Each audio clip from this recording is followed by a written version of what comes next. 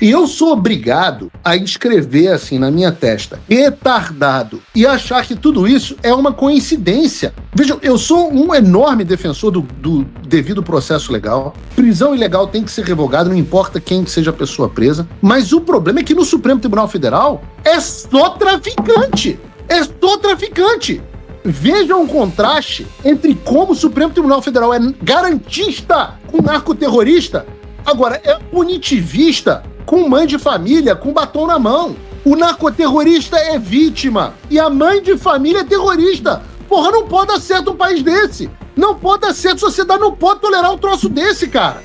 Não é possível um país dar certo quando você tem um Supremo Tribunal Federal que é tchutchuca de traficante e tigrão com quem picha estátua de batom. Como é que é possível um país que trata a Débora pior do que trata narcoterrorista, que coloca negro, que vocês gostam tanto de separar as pessoas em raça, coloca negro no micro-ondas, explode bomba com drone, toca terror no Rio de Janeiro, fecha a cidade mais importante internacionalmente do Brasil. E os estados estão abandonados. E eu vou explicar por quê. Porque o problema não é que a polícia militar do Rio de Janeiro não prende, a polícia civil não investiga, até não investiga como deveria, mas esse não é o problema. O problema é que o governo do estado, vamos ser sinceros aqui, vamos mandar a real, o governo do estado não tem coragem de fazer operação policial nas favelas. Por quê? Porque não tem respaldo jurídico muitas vezes, não tem respaldo da mídia. Vamos ser real, vamos ser sinceros. Tem gente boa na área de segurança pública, gente que quer verdadeiramente combater o crime organizado. Então você tem investigações, tem prisões. Quando é necessário, a polícia mata o vagabundo, mas você não tem segurança jurídica nenhuma. E eu volto a dizer, de vários outros entes federativos, eles não têm apoio para combater o crime organizado. E eu vou ser bem sincero, de novo, não é só que eles não têm apoio do Estado, eles não têm apoio do Estado, eles não têm apoio da imprensa, da mídia, não têm apoio de boa parte dos setores organizados da sociedade civil, aqueles mesmos que recebem dinheiro de George Soros e companhia. E o pior, esses entes, o Estado, a mídia e as ONGs, trabalham ativamente contra o combate ao crime organizado. Contra! Por que será, meu Deus? Por que será, meu Deus? Vocês me respondam no chat. Eu quero ouvir os palpites de vocês. De por que a Globo, por que as ONGs financiadas internacionalmente e por que o governo brasileiro e o Supremo Tribunal Federal, inclusive, vou chegar nele aqui agora, trabalham ativamente para defender os interesses do crime organizado. Digam vocês para mim, porque eu vou especular aqui nesse programa. E coloca aqui no chat, aqui na tela, Bruno, quando as pessoas falarem. Porque eu não tenho como deixar de falar do papel do Supremo Tribunal Federal nessa história. As pessoas têm medo, a imprensa não pode falar, isso pode ser considerado desinformação, como é que é o termo que eles... desordem informacional. Mas quando eu estou dizendo o Estado, aqui, eu estou querendo dizer o regime. Porque há um conluio claro e evidente entre o Poder Executivo e o Poder Judiciário no auxílio ao narcotráfico no Brasil. Ou melhor, ao narcoterrorismo no Brasil. E no Legislativo também, porque hoje nós temos parlamentares eleitos com dinheiro do tráfico. Vou deixar essa história para outro momento. Porque a gente está tratando de uma aliança entre a burocracia e a classe política com o crime organizado que faz o Brasil de refém e faz as pessoas, faz todo mundo de refém. O Rio de Janeiro parou ontem, a cidade, que me desculpem, mais espetacular do Brasil, me desculpem todos os outros lugares, é a cidade mais importante do Brasil para o mundo. Então vejam a seriedade do que a gente está falando. Ora, todo mundo fala da ADPF 635, que é conhecida como a ADPF das favelas. Vou organizar essa discussão um pouco, porque em 2020, o que estava tendo em 2020? O negócio da pandemia que foi desculpa para todos os sonhos molhados de qualquer tirano fazer o que quisesse. Desculpa para tudo. Pandemia era desculpa para tudo. Em 2020, o Edson Fachin, atual presidente do Supremo Tribunal Federal, através de uma canetada, aquele Edson Fachin, que construiu a sua carreira militando para causas e organizações de esquerda. Edson Fachin dá uma canetada e, em uma decisão liminar, ele proíbe a realização de operações policiais nas favelas do Rio de Janeiro durante a pandemia. Porque Deus me livre, né? Pô, os traficantes ali pegarem uma gripe ali, né? Pô, imagina, um Covid, pô, imagina, coisa horrorosa, né? Todo mundo sabe que você não pode trocar tiro durante uma pandemia. Os únicos casos em que as polícias poderiam realizar operações eram hipóteses absolutamente excepcionais. O termo que o Fachin não se deu o trabalho de explicar na época o que significaria. E mesmo que a hipótese excepcional acontecesse, seria necessário encaminhar ao Ministério Público um documento por escrito com as justificativas para a operação policial. E aí mesmo que a operação policial, por algum milagre, digamos que conseguisse ser executada, tinha uma porrada de restrições. A proibição do uso de helicóptero durante a operação, porque helicóptero pode pegar Covid. Helicóptero só em caso de extrema necessidade, comprovada por relatório posterior à realização da operação. Então eu tenho que me perguntar, vocês devem se perguntar, a quem essa decisão interessou? A quem interessou que um ministro do Supremo Tribunal Federal, com histórico de militância para organizações e causas de esquerda, com uma canetada, durante a pandemia, por causa da pandemia, proibisse a polícia de combater o crime nas favelas do Rio? Respondam de novo no chat. A quem isso interessa? A sociedade?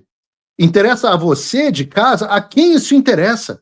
A quem interessa inviabilizar a operação policial e ameaçar a agente de segurança pública com processo administrativo e criminal caso queiram combater o narcoterrorismo? A quem interessa que helicóptero seja utilizado pela polícia enquanto os traficantes usam .50, drone com explosivo? Vejam a quantidade de pedidos no Supremo Tribunal para soltar traficantes. Reportagens como essa que nós temos aos montes, né? Traficante André do Rap é solto após habeas corpus concedidos pelo STF. Segunda turma concede habeas corpus para condenados ao tráfico de drogas. STF manda soltar 15 membros de quadrilha de tráfico de drogas que atuam em Campinas. Excesso de prazo faz STF soltar suposto dono de 882 quilos de cocaína e 9 fuzis. STF, apreensão de 188 gramas de cocaína não justifica a prisão de quilogramas de cocaína, não gramas. Apreensão de 188 quilogramas de cocaína não justifica a prisão de mula.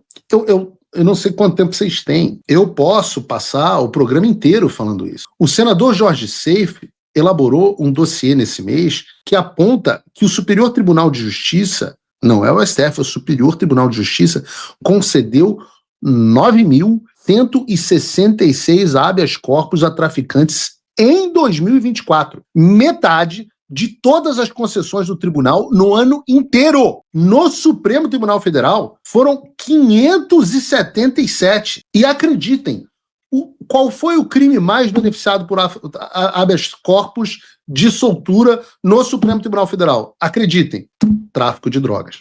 E eu sou obrigado a escrever assim na minha testa, retardado, e achar que tudo isso é uma coincidência. Vejam, eu sou um enorme defensor do devido processo legal. Prisão ilegal tem que ser revogada, não importa quem que seja a pessoa presa. Mas o problema é que no Supremo Tribunal Federal é só traficante. É só traficante. Não, tem um pouquinho de corrupto também. Mas traficante é a maravilha, é uma farra. Vejam o contraste entre como o Supremo Tribunal Federal é garantista com narcoterrorista, agora é punitivista com mãe de família, com batom na mão. O narcoterrorista é vítima e a mãe de família é terrorista. Porra, não pode dar certo um país desse. Não pode dar certo, a sociedade não pode tolerar um troço desse, cara.